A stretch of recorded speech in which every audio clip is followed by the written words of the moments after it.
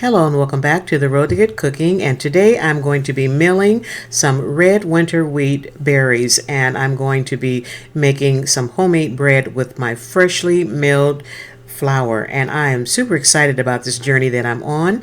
And you remember at the beginning of the year when I was stocking up my pantry and restocking my pantry up and getting ready for the new year, I was telling you guys that I was going to start milling my own flour. But at that time I had about 75 pounds of commercial flour in my pantries, and I thought, well, I need to use that up first. Plus I needed to save my milk money so I can get a grain mill. And every time I got a few extra bucks, that's exactly what I did. I put it in my piggy bank, and when I got enough, I was able to buy my grain mill. And I have been buying wheat berries since the beginning of January, so I had quite a bit stored up. I tried different wheat berries from different companies, and I have decided that this is one of my favorites so far. And the wheat berries are super clean. I didn't have to do any major cleaning, which I appreciated. And the thing is, you have to have clean wheat berries when you are, well, you should have clean wheat berries. And according to my instructions on my grain mill, it says, to make sure that you don't have any hard objects that could damage your grain mill. And here are my wheat berries that I have been collecting since the beginning of January. And this is just a little bit of them. I've been collecting a whole bunch of stuff. But I have been having the best time with milling my flour. So let me show you how I made my hot dog buns, and they are super delicious, and oh my goodness, I'm in heaven. Okay, I put 3 cups of wheat berries in my grain mill, and the videos that I've been watching when I was doing my research as far as different grain mills, and some people were complaining about the fact that this one here is so loud. Well, to me, the sound is no louder than my NutriBullet or my food processor, but I guess everybody has their own thing, and I don't have any children around, so I get it. They want to get up early in the morning and make bread, and they don't want something that sounds like a jet engine in the kitchen. So I'm going to let you hear a little bit of the sound, and then I'm going to mute it so I won't have to talk over it.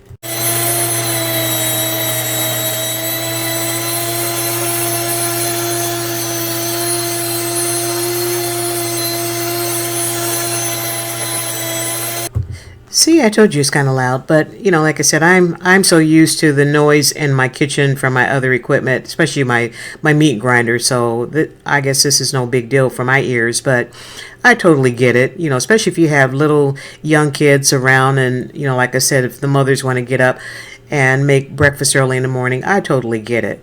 But I like this grain mill. I mean, and it's fascinating to watch. When I first fired it up, I thought, oh my goodness, I can just sit here and look at this thing all day long. And then the end result after it's all done is just absolutely amazing to me, how I have let this skip by me all these years. I mean, I've been making bread since I was a young woman, and here I am in my 70s, and I'm learning something new every single day. And check out this flour. It is absolutely gorgeous.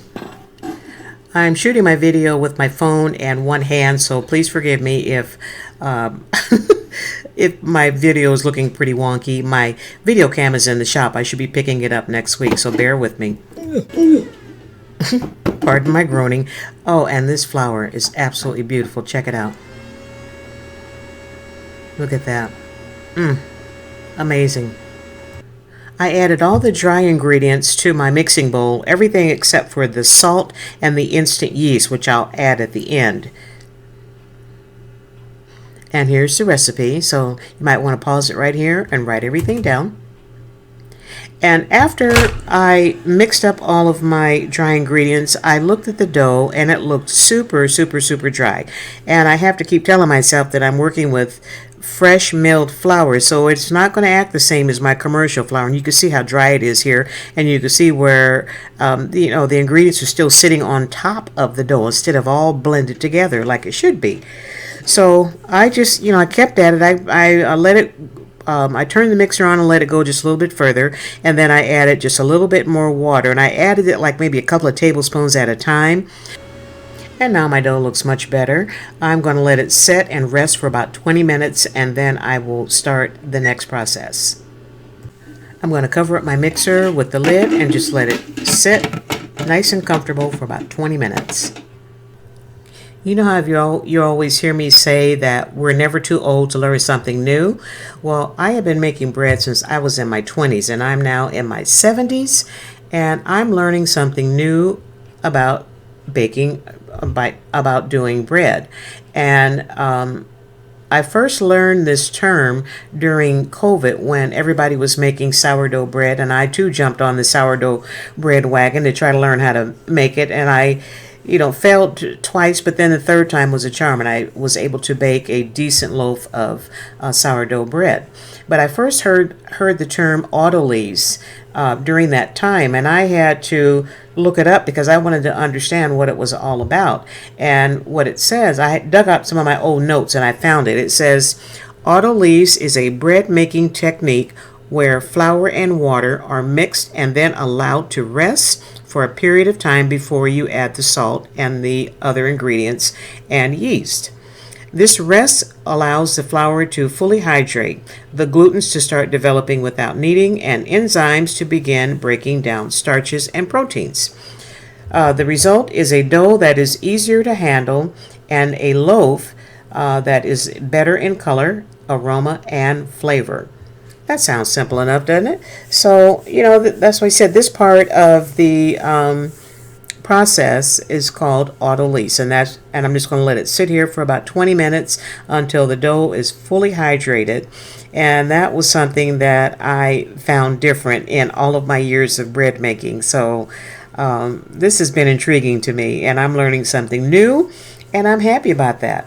So seniors, don't think that you are too old to learn anything new, because all you got to do is listen to some of these young women and men that are, at the top of their game when it comes to homesteading and prepping and cooking, batch cooking and the what have you.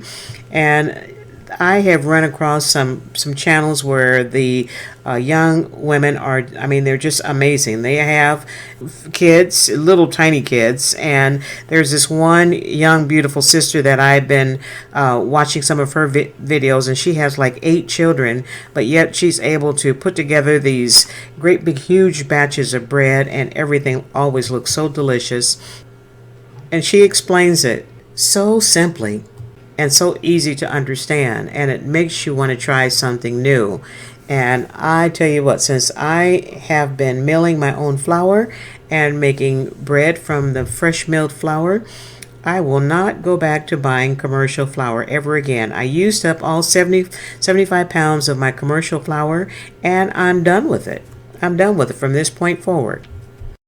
As I'm on this journey of milling my own flour and making fresh baked bread, I am looking so forward to all the health benefits that are going to be so beneficial to my body and to Sophie and all of my neighbors that I share my bread with, and that's a win-win for everybody.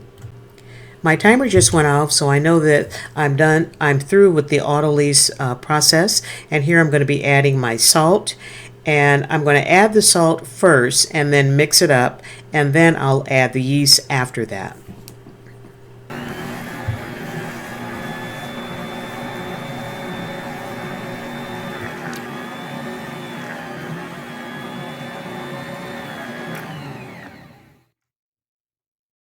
All right, I put some oil on my stainless steel table and I rolled my dough out into a nice smooth ball, and look at how beautiful that dough looks. And it feels so good, not sticky or anything. And I put it in the bowl and covered it up with a, I call it the shower cap. And I need to wash the lid, that's why I put the shower cap on there. And I'm going to let it sit for about 30 minutes, and then I will be making my buns. Okay, we are done, and this is Sophie's little bun she's been waiting patiently for. And then you see that one at the end, I put my thumb on that one when I was taking the pan out the oven, and look at these things. They are absolutely gorgeous, and you ought to smell my kitchen. It smells heavenly. I know that I'm driving all my neighbors crazy, but they're going to get some of these too. Now, I made this batch with the red winter wheat, and then tomorrow I'm going to make another batch with the hard white wheat. And I want to see what the difference in flavor is. And I had some of the red winter wheat left over, and I made some waffle mix with it this morning, and it was delicious. And I am looking so forward to my next project. And look at the inside. Oh my God. It was so soft and so flavorful. And look at that. Look how soft and squishy it is.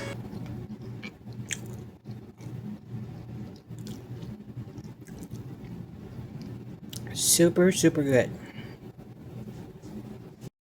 And here are 2 hot dog buns that I'm going to wrap up and take to my neighbor, Miss Jennifer, across the way. And look at how soft and squishy these are. And the flavor is out of this world delicious. Trust me on that one. And we're at the end of this video. I'd like to thank all of you that have stopped by to spend a few minutes of your time with me today. And if you're new to my channel, thank you so much for subscribing, and I hope you stick around for a while. And don't forget to hit that thumbs up button and the notification bell, that way be notified each and every time I upload a new video. And leave me a comment if you wish. I answer all of my comments and share my link with everybody you know in the universe. Alright, so I'm going to call it a night, and I'm looking forward to getting my video cam back on Monday. I can't wait. And here is my entire dinner, and it was absolutely super, super delicious. Trust me, it was super delicious. And look at how squishy that bun is. I know, I can't stop squeezing it. So be blessed, keep God first, stay safe, stay healthy, and I'll see you when I see you.